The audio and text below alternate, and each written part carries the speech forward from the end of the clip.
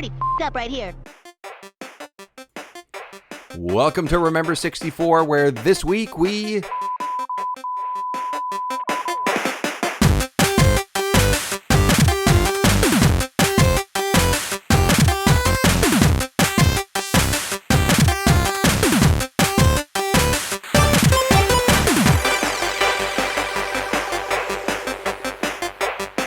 Welcome to the show, everyone. My name is David Petrangelo, and oh my god, they killed my nostalgia for South Park. Yeah, that's just a really brief and somewhat vague quip to our level 24 game. You guessed it, it is South Park, the first South Park game released for a console in North America. A fellow Dave will be joining me momentarily. Dave from Tales From The Backlog joins me to chat about the game. And I'm really excited to get into this one. It is a strange adventure through this Colorado town. But before that, just a quick reminder, patreon.com/remember64show. You can get episodes early. You can see video content related to the show and to gameplay, including gameplay from South Park that I've recorded, that I've played. It will be released on Patreon early for you as well before it hits our YouTube page. Also, check out our YouTube page as well, Remember-64 on YouTube, or just search us on the website itself. Any of that doesn't interest you? No problem. Just shoot us a quick rating on your podcast app of choice, especially Spotify and Apple. We seem to have a lot of listeners there, so thank you very much for that. But you know what, everyone? Let's bust out the history books. I'm learning. It's time to head back to December of 1998. It was not long after South Park first debuted to make a splash on TV. This game was released. As far as the development goes, Iguana Entertainment were the ones tapped to bring the vulgar cartoon of bratty teens in the fake Colorado town to life. Now, there isn't a ton to go off when it comes to this development cycle, but ultimately this was something created to grab the hype and honestly the shock that South Park created in the late 90s. Yeah, many of you know, listening, exactly what I mean, exactly what that felt like. And of course, Dave and I will both be talking about this and our experience throughout it growing up soon as well. The South Park game was the first released on consoles and was built on the same engine that Turok 2 ran on. Though, as you'll hear as well in a few moments, it doesn't quite control the same way. Throughout my research, I did, however, find some unused tunes that were present in some versions of the game, but not used in the N64. First up, a chef theme only heard on PC.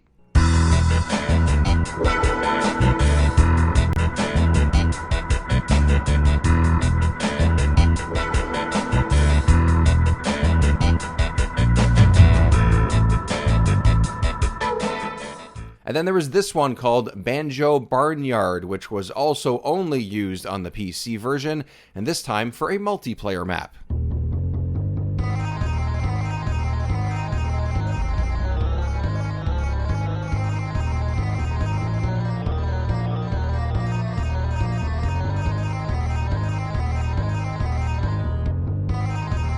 There was a sequel to South Park planned for the first-gen Xbox and for PlayStation 2, but that never came to fruition. A Game Boy Color version of South Park was a little bit closer to reality and planned for release not long after this N64 game hit shelves, but it was also canned, apparently, as the creators of South Park thought the vulgar themes would not suit a handheld console tailored specifically to kids.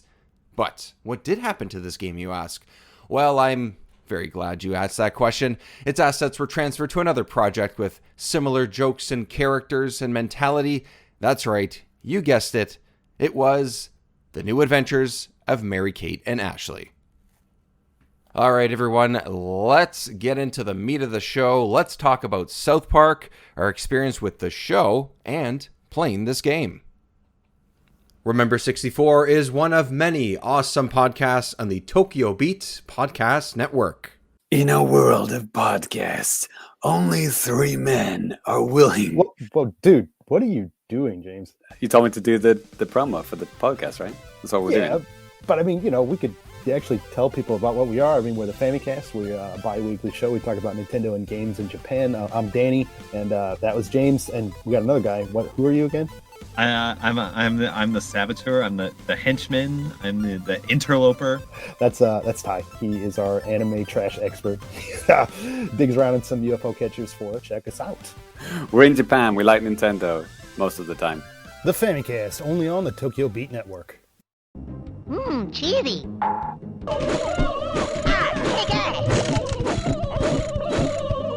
Those mutant turkeys are being led by bigger turkeys. Every now and then, the big turkeys lay eggs and hatch little turkeys. You want to take out the big turkeys, and the rest won't be much of a problem.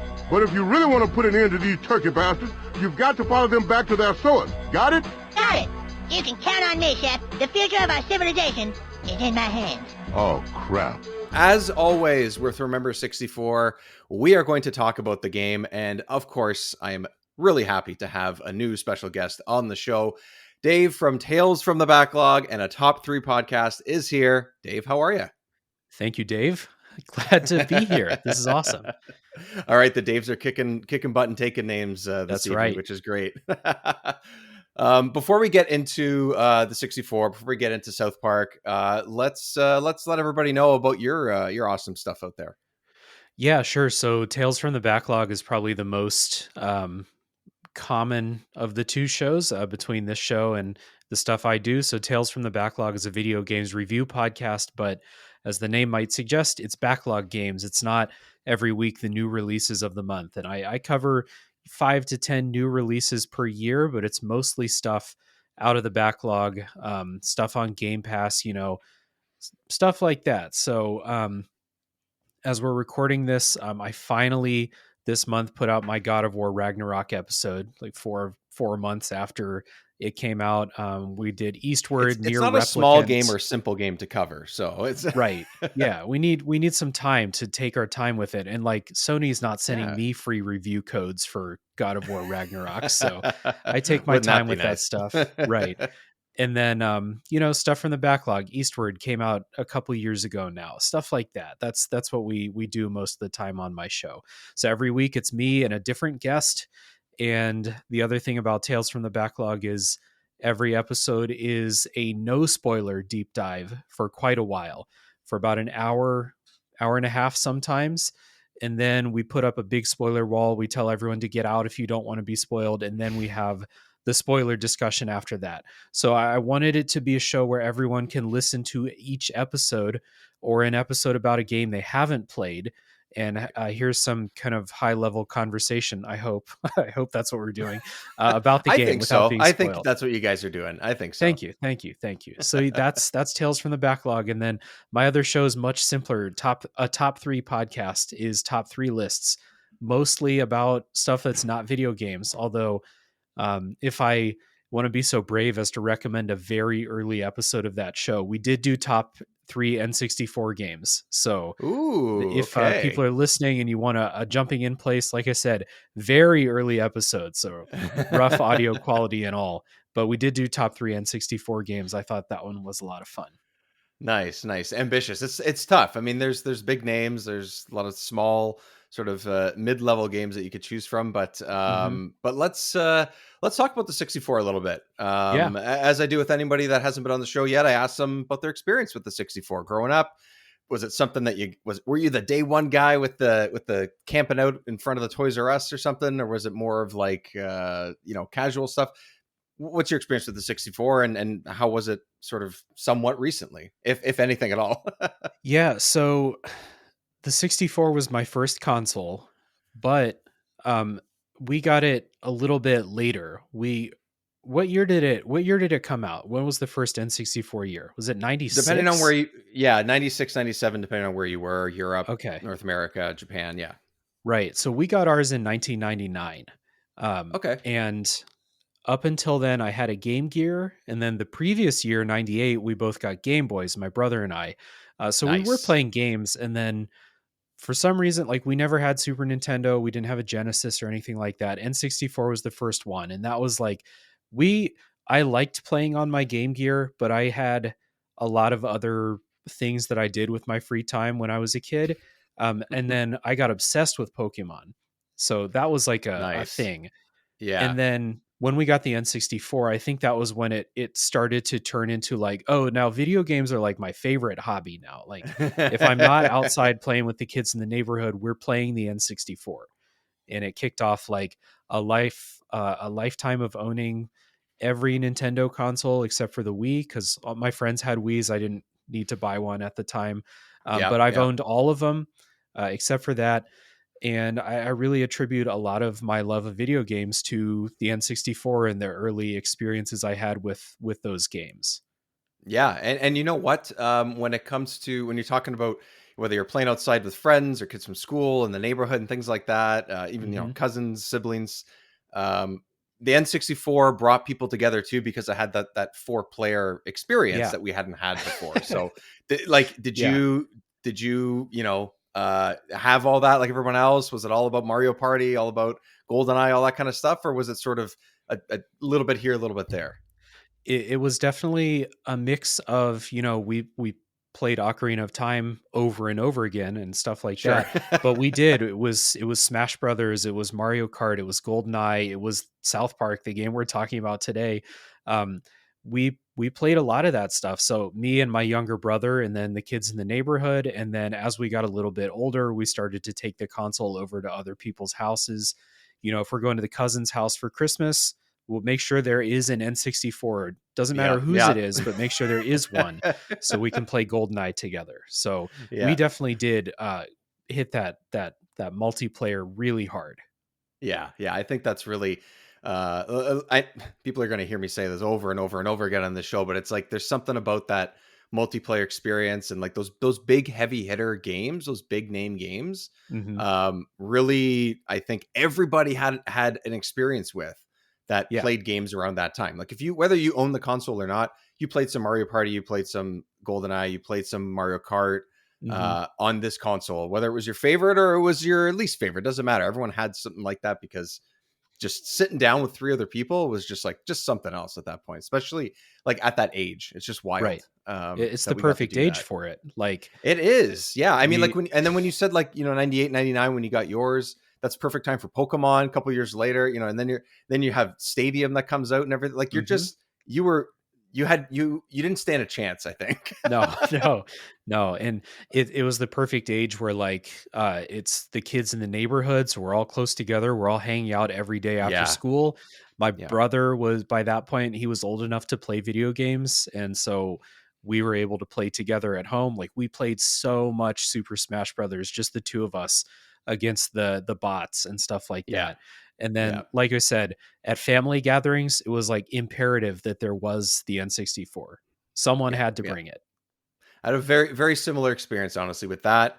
The 64 was like that for me, and then the original Xbox is what happened next, Right, with a right. very, very similar type of experience with people in the neighborhood, friends, family, all that kind of. It was those two, and it brought people together. So, Yeah. okay, so you mentioned that South Park was. I first off, I guess I asked, what I sort of asked people if they're coming on the show, like, what do you want to play? Like, I'll play anything. I don't care if it's the worst game or if it's the best game. If we haven't Uh-huh. covered it yet, I'll play anything. So, Right. so I asked, do you have something on hand that you want to play? Do you have something that you have a good memory of? And you chose the original South Park game for the N64, also available on PlayStation and stuff as well. But you Right. played the N64 version, and so this was a game that you had at the time, or was it something that you played later? And why was like this one of those ones? Is it just because it just happened to be what you bought at the time, or what's your sort of memory with this? I don't think that we owned this because I really don't think my parents would have bought it for us. Yeah. I was this I don't remember exactly what year this game came out. It like 2000, 1999, something like Yeah. that. I think it was 99 because it came out around the same time as the movie. Um, Yes. Yes. Early so seasons of South Park as well. Yeah. right. So I was 11. There was no way they would have bought this game for me at the Oh time. yeah. There's no way I would have been 13. It's like there's no way, no chance. Right. But we did play it. Like we Yeah. played multiplayer, me and my friends. I remember playing the first couple levels of the single player. So like we did play it back then. I just wonder like was it someone else's parents who were a little bit more cool about what they bought for them, or did we rent it from Blockbuster and just kind of like slip it in there like, oh, it's only for a weekend, or whatever. Yeah, yeah. Or it's So it's not the TV show. They don't swear. Don't worry. It's just a right. video game. Exactly. So I don't know how, but we did play this when I was a kid. And like I said, my memory of it is mostly I remember the first level very clearly. I'm not sure that I Right. ever beat it, but we played a lot of the multiplayer. So we'd look up the cheats, or someone had a a Nintendo Power with the cheats in it or Yep. something, and then we'd just play the multiplayer. And I'm sure we're going to talk about this, but even then, even when I was 11, I knew this is not a good video game, but we had fun playing it together.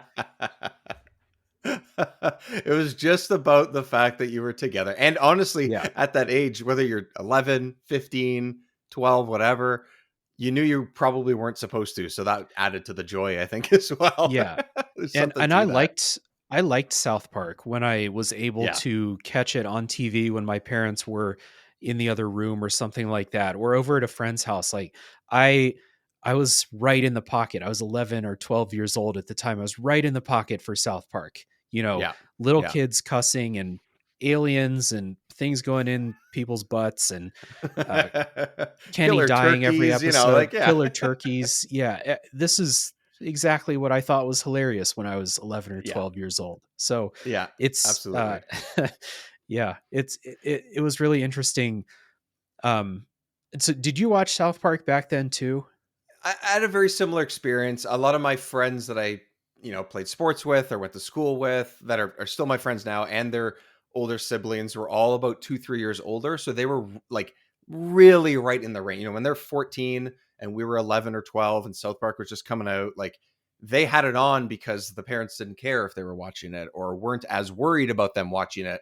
And we just happened to be there too. So yeah, South Park was one of those things where it was like, oh, it's, dick and fart jokes and swear words and anal probes and inappropriate jokes. Like, this is great.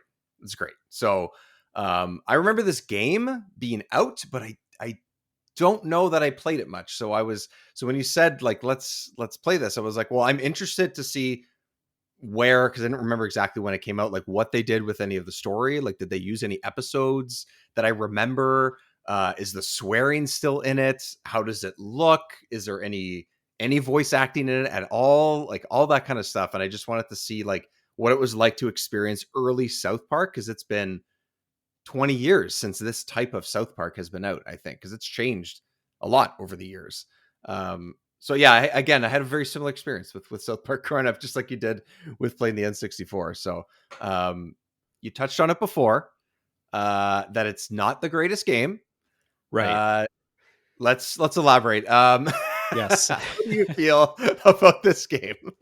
So to kind of transition this, like I I played the whole game. I played about 2/3 of it without the cheats on, and then I turned on the Mhm. cheats because I like got locked in a level somehow. And I was like, all right, where's the level select cheat? Let's get this Yep. show on the Yep. road. Yeah. But I didn't really have a lot of fun with the game itself. What Like the was gameplay fun, of it. Yeah. right? What was fun was seeing this as like a time capsule of South Park, because Yeah. South Park is still on. They're still making new episodes, and it's so different now that like Yeah. you're going back to like such a primitive version of South Park in this game that was kind of cool to see. But the gameplay, oh my god, you're gonna have this with N64 games, right? The N64 controller just is prime, like fertile ground for weird control schemes, right? Yeah. And Especially if it's first person. Yeah. right, and so this game has a weird control scheme to go back to, especially because first person shooters, the controls are so standardized now that like Yes. when you jump back to an old one like this or GoldenEye, you're like, whoa, what is this that they're doing Turok, here? I played through Turok last year. Yeah. Same thing, where it was like, you use the D-pad and the C buttons. I was like, my mind cannot understand what is it took me so long Right. to get. I don't even know if I got used to it, but it took me a while to get used to it. Right. And it's flipped from the way that we do it now. So like the modern first person shooter, you move up and down, you move the camera with your right hand. And in this game, it's your left hand on the Yeah. joystick that looks up and down. And it got me so cross that I had to, because I have the actual cartridge, and I messed around a little bit with it, but I went to an emulator and I ended up streaming this in my Discord server, and I had to remap it to play like a modern first person shooter to like Oh. enjoy it to like make progress in it because it Yeah, was so to make it I out of off the first street of the game. right. So I reprogrammed it. I played it with an Xbox controller, and Nice. it it was playable then, but the game, the way that it's set up, the level design, the encounter design is just so bad. It's so like the first video game that someone would make where they're like, yeah, okay, we want to have some kind of challenge. Well, why don't we have 5 waves of 25 enemies just keep coming? Yeah. It's fucking bad. And it's super hard to aim the way that the way the aiming works. If you let's say you look up in a modern game, if you look up, the camera will stay where you looked up. But in this game, it's Yes. right back down to It where always wants to snap to the center of the screen every right. time. It's just like, why? This Yeah. thing is up on a ledge, or this character's bigger than me. Can I just Right. not have to struggle with, like, it's like, oh my God. I And think, in you know what, all this stuff, and we'll probably continue to yeah. rag on it in this way, but you used the word primitive before for the type of South Park humor it is. I think Yeah. it's like primitive controls, even though, sure, like we said, a lot of first person shooters, especially and first person perspectives on the 64 are difficult with the way that the Mhm. controller is, and it's early days of 3D and everything. But like, primitive is a word that I didn't think of when I was playing it, but I think you're absolutely right. I think that's what it is Yeah. in the design as well.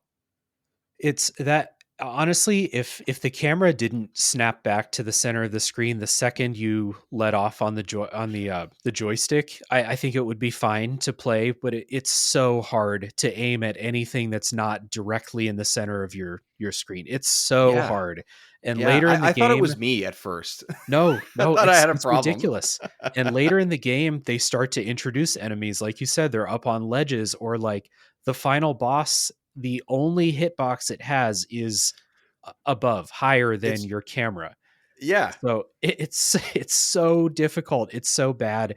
And like I don't know why. Like looking back, I can't think of a reason why they wouldn't just have the camera move where you move it. Like this isn't how it was in every first person shooter back then. Right, it wasn't standard. That's very true. Exactly, right? It's not like this was 1996. This wasn't like a launch title where they were just trying to Uh-huh. figure it out, and it was a third party, studio and publisher Right. that was like, "Well, we got the hardware late. We're just going to do what we can do," because that's what happened Yeah. with a lot of 64 and Super Nintendo games and stuff, but that wasn't the case. Like you said, Right. 1990, this is 3 years later. Over 3 years later. Like, they had a chance here, Yeah.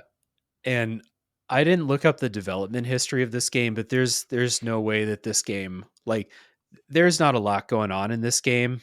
Yeah. There's a lot of it feels very slapped together in a lot of ways. And I think that this and the South Park Rally, the racer game, are some of the reasons why they didn't do more South Park games for a really long time. Like Trey and Matt were just like, we had such a bad time with those Nintendo 64 games that I didn't check, but I don't think they made another game until like the Stick of Truth. And that was like a big deal because Yeah.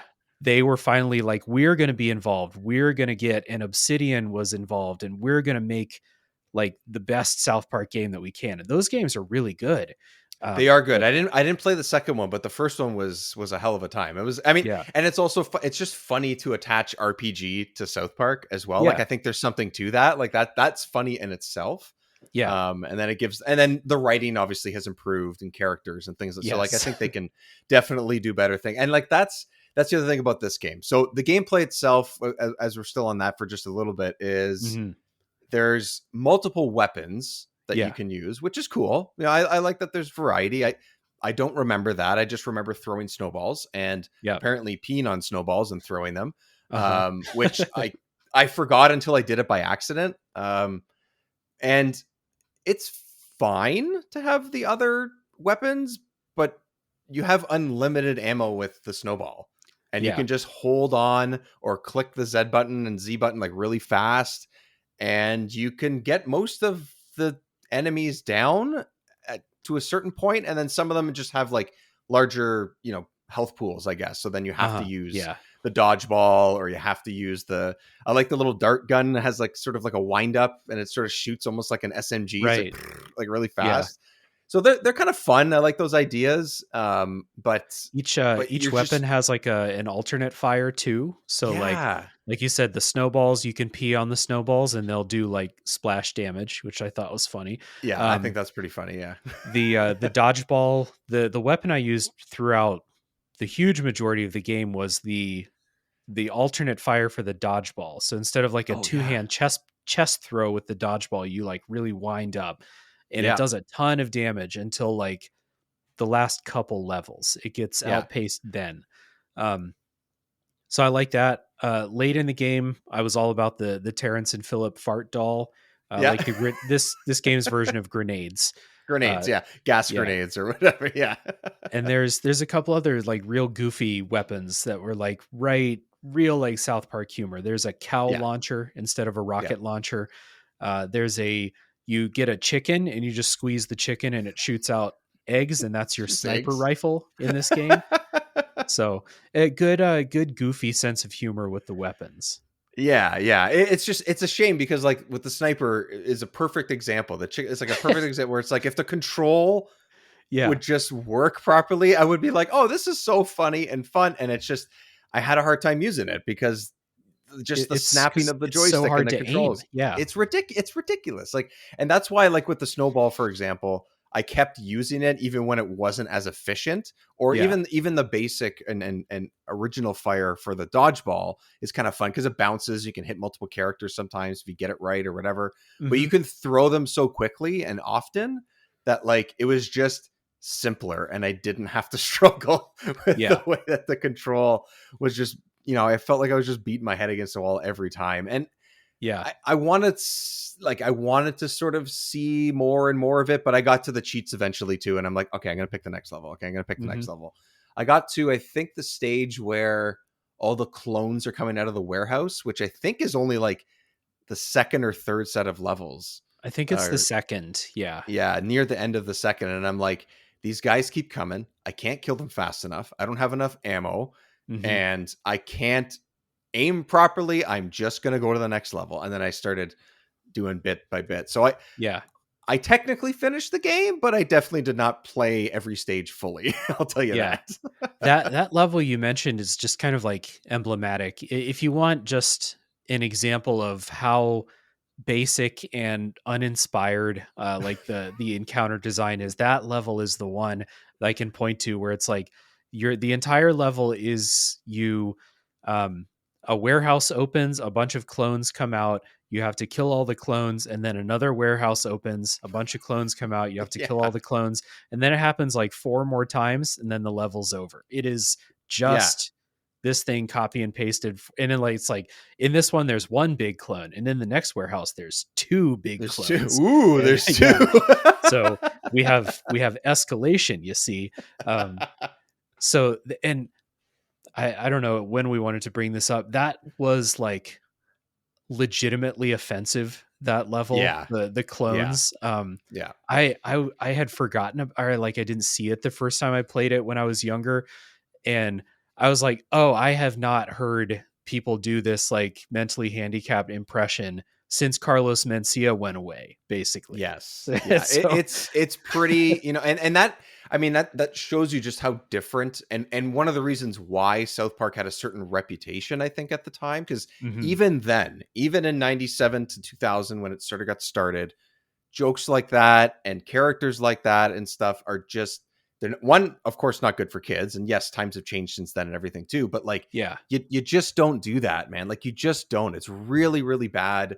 And the right. problem with this game too, on top of it, with very bad depictions of certain people with certain conditions or ways of life or any of that kind of stuff, is that the audio just repeats itself over and over and Yeah. over again. So you can't escape it unless you go to the menu and mute the voices, or you take your headphones off or mute your TV or whatever. And like, yeah, that was one of the, actually, now that you mention that, that's one of the reasons why I didn't want to finish that level, because I was just tired of It's hearing the characters swear at the clones, and all the clones doing a really inappropriate joke over and over and over again yeah. for like 15 minutes, I'm like, I'm getting nowhere with this. I don't need to keep doing this. So I just moved to the Yeah. next one. So it's it definitely shows its age in more ways than one. That's Yeah. for sure. Yeah, that was real rough. Like Yeah.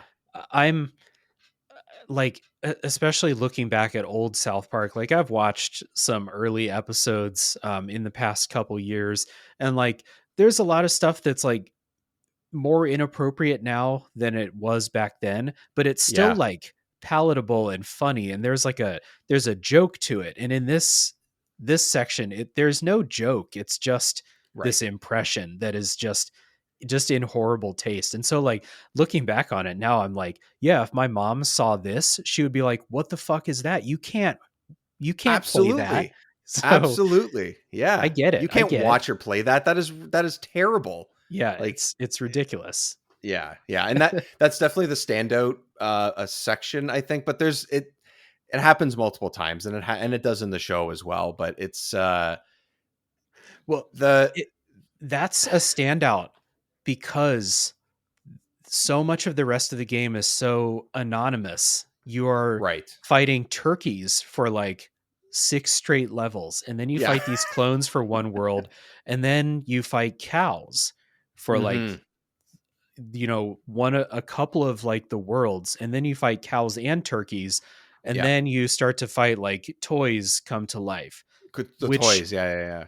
that's the last like world is like fighting the toys.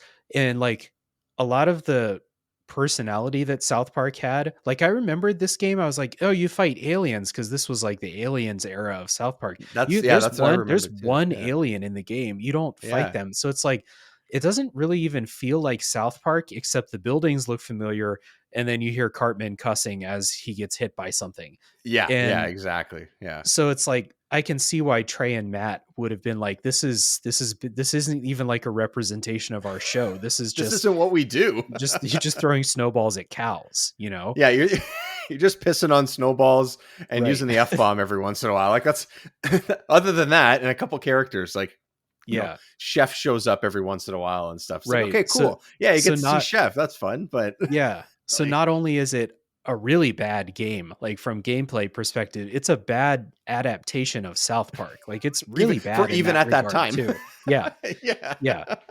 So It's so, and I was a little bit until you get to certain sections like we've just been talking about, but I was a little bit surprised when I first started playing. I would say for maybe the first hour or two, I would give it. I was like, oh, it's fun to hear the actual voices. They actually did, essentially what could be full voice acting, because as you're playing, they're still talking. There's mini quote unquote cut scenes, and they're not just putting text on the screen and that's it. So there's something there. yeah. But then as you're playing, like, they just say the same thing over and over. There's so much limitation to the cartridge that you can only do so much. And I was like, man, I got to shut these guys up. Like, I can't hear these turkeys do gobble gobble and the cows like make all this like for over and over and over again. Never mind the inappropriate like situation that was the clones. Like, Right. it's even the animals was too much. And then the characters just saying the same 3 lines over and over again for some Right. levels that just last too long. And I'm just like, all right, that's enough. I don't need to hear you say stupid turkey F off Yeah. 300 times in 10 minutes. I just don't.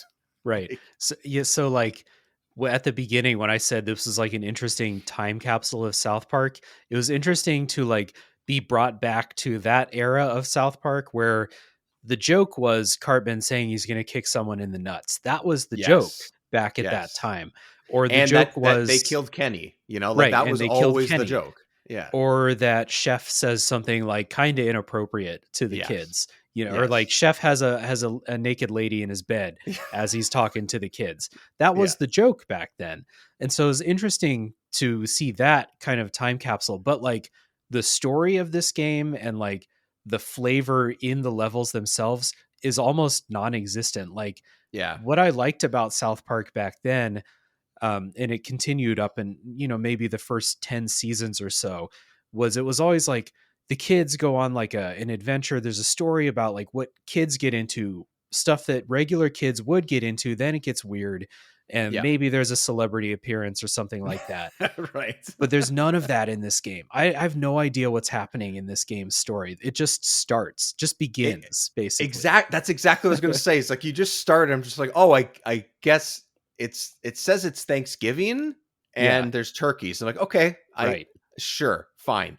And then literally, like, it's so funny because I'm just like, okay, I'll just follow this random arrow that tells me where to They go, I literally, guess. the level design is so bad that they literally just have arrows pointing you in the direction you're supposed to go in. Yeah. And they have a finish line as if you're Right. racing. That's Yeah. what killed me. I saw that first one and I'm like, I mean, I understand this is the only way I can go, but do you really have to tell me that there needs to be a finish line as if I'm doing the kart racer of South Park? Like, it's so strange. Yeah. Yeah. It's just like on most fronts, other than like that quick hit of like the time capsule Yeah. nostalgia. And I thought the music was fun. Like I never really got Yeah. tired of the music. Yep. Music I was fine. didn't do any research. I wonder if Primus was involved in the music, like they Mm, did the theme song. yeah. Maybe, who knows? Well, But the full theme song is in there with yeah, N64 that was kind of sprites funny. and so I thought that was kind of, I was like, oh yeah, I'm gonna watch this intro 100%. This is great. Yeah, Took me back on it in its own way. So yeah, it's, I don't know. There's only so much shit we can throw around or piss covered snowballs we can throw around before we just end up talking in circles. But honestly, like if anyone's listening and they're curious about playing this game, look up the cheat code or look up the cheat ways to pull yeah, up the cheats and just select a couple of levels. And I would say do the first couple and then maybe the last couple, and you'll probably get a gist of what things have to offer. And those are yeah, probably, even though they're not really fun, they're probably the most fun. I yeah. would say. I got to tell you about our experience because I was streaming this in my Discord server, and we Yeah, had yeah. a group in there watching me do like the last couple of worlds.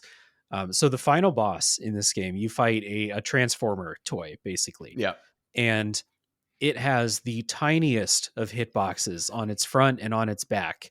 If you imagine you're fighting Superman, but you only hurt him if you hit the S on his Yeah. chest. Maybe even smaller, honestly. Right. And so that was super frustrating. I had the cheats for infinite ammo and infinite health on because, like, I'm not going to Okay. fight this thing fair in this game of all Yeah. games. Yeah. So the only way I could hit it was by throwing the fart dolls for like Oh. AoE damage because the hitbox Yep. is so tiny and aiming is so hard.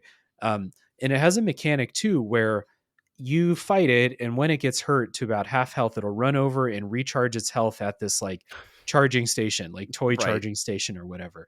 And there's a little button on the wall, and once the refill begins, you can hit the button, shoot the button to stop it. And that button doesn't register when you shoot it like 30% of the time. So I got in this. I am not joking. This boss fight took me 45 minutes Oh. to beat because he would go to heal. I would stop it. And then he would go down to like 1/3 health, run back and heal. And I'd be shooting Yeah. the button and it just would not hit it. So what we did to beat it was someone realized that if you shoot a grenade at it or something and leave like an AoE and then turn around so he's not on the camera, his health will rapidly fall as he's being What? like, we thought maybe it's like being despawned or something because it's not Right. on camera. So that's how we beat it. We cheesed it by doing it that because we couldn't beat it fair. And I think we just broke the game somehow because Amazing. you just throw a thing, ignore the healing, just turn around, and the health was like pew all the way down, and it died. Now, I'm not only impressed that you sort of found a sort of a cheat within a cheat, but Yeah. but you were able to turn around effectively. That's Right. impressive. It's in this game, the simple actions are even those are tough. But Even those are a feat in its own. Yeah. right. So it Amazing. was just like we had gotten to the final boss and I had like the cheats on and everything. So it was pretty easy. Honestly, the game's pretty easy up through like the first 3 or 4 levels. Yeah. And then Yeah. once they start introducing enemies where you have to aim up and shoot, like there's a level with these UFOs. Mhm. and you have to shoot them out of the sky, but it's so hard to hit anything that's not at eye level that you just couldn't do it. And like this game has this mechanic where there are a bunch of mini bosses, and if you don't kill the mini boss, then they'll get into town. And then when you beat the Yes. level, you have to go into town and fight all the mini bosses that escaped. So in the first couple levels, I was able to kill all the big turkeys basically. And Yeah, then those guys weren't so bad. Yeah. right, but then I got into this part and it's like there's 7 UFOs. And if they destroy the town, you lose and you have to play the entire level again, not just that town Oh, section. So that's when I turned on the cheats. I was like, I'm not fucking doing this. no, So it's not worth it, man. It's not worth it. no. Valiant So effort though. You made it pretty far. yeah, so I had gone a couple levels with the cheats and I had started to forget like how bad this game actually is because I was so powered up. But then that final boss was like this reminder of like, oh no, this game's actually really awful. And Yeah. even with the cheats, it was like a titanic struggle just to get this done. And that is just, like having that invincible unlimited ammo, all of that, it should just be not easy, but it should be easier, and really Should you're be just doable. struggling. Yeah. Yeah, doable. Yeah, it should actually just be, you should be able to accomplish your goal in Right. some way in a reasonable amount of time. Yeah. But no, apparently not. Dude, I looked on GameFAQs for help because that's where I go for all games that are this old for help. And Yep. someone just put, oh yeah, if you lure him to the other side of the arena and then snipe the button with the chicken sniper thing. And I was like, what are you talking about? Sniping from across the room? No way. That's something that real people can do in this game? Oh It's my ridiculous. God. Show me your ways. My God, that's insane. Yeah. Like, it's easy to see in a forum with some text that's on Right. GameFAQs, but there's no way realistically that's going to happen in practice. No, not at all. I understand the idea of it, but actually getting it done is a whole other situation. So No, not in this game. But not in this game. that was my experience playing it all the way through the end. Amazing. I usually say thanks for suggesting the game, but yeah. No, it was still entertaining to go back and spend some time with it and stuff. So Yeah. I want to experience everything, and this is just another one of them. Not everything's going to be a banger, and that's it. We're going to put this in the non-banger category, I guess. Is Yeah. sort of where it's going to go, and that's fine. There's other South Park games to get to, and there's other better FPS style games to get to. So Yeah. we got lots to go in the library, and Dave, I appreciate taking the time. Not only to bang your head against the wall with this game, and especially with that last boss and everything, but for coming on the show. So once again, where can everybody find your podcasts out there? Yeah. So before I do the plugging, Yeah. thank you for inviting me on. I'm yeah. not sure how I got on South Park as the game, but maybe I was just looking at because I found a bunch of old South Park or old N64 cartridges in a storage unit, and Right. maybe I was just looking at those and being like, he's probably talked about Star Fox. He's probably talked about Zelda. South Park. I remember that. That game sucks. Let's do that. So thank you for bearing that. This has been a lot of fun. No problem, man.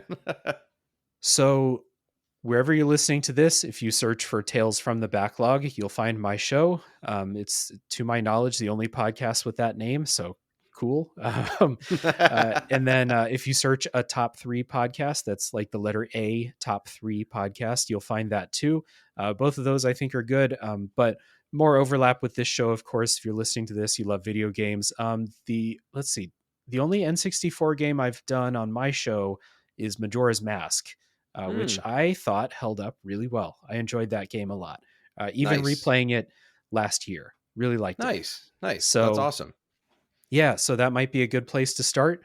Or otherwise, like I said, it's a no spoiler breakdown on most episodes. So find a game, maybe a game that you're interested in, but you want to hear someone talk about it and not get spoiled. That's the point of my show. So find a game like that. Amazing. I'm on Instagram and Twitter for both shows. Just search them. You'll search the names. You'll find them. It's the same logos and everything. Not to bore everyone with social media handles. Yeah. Yeah. I know. It's just there's so much to keep up with and go through, but it's all good. You're great. Follow everyone. Everyone have a listen as well. There's a lot of really like awesome gems on Backlog as well that I've just like pulled up just, from, a year ago, 2 years ago, or, whatever it is, from when games, I'm just like, oh yeah, I just played that, or I'm interested in playing that. I'm going to check that out. And it's always a really good chat. So, so everyone check that out. It's a lot of fun and a very good listen. So, Dave, thanks again for coming on, and we'll hopefully we'll have you back on the show soon. Yeah, but hopefully for a better game next time. Yeah. Oh, good. All right, man. Thank you. Yeah, thanks, dude.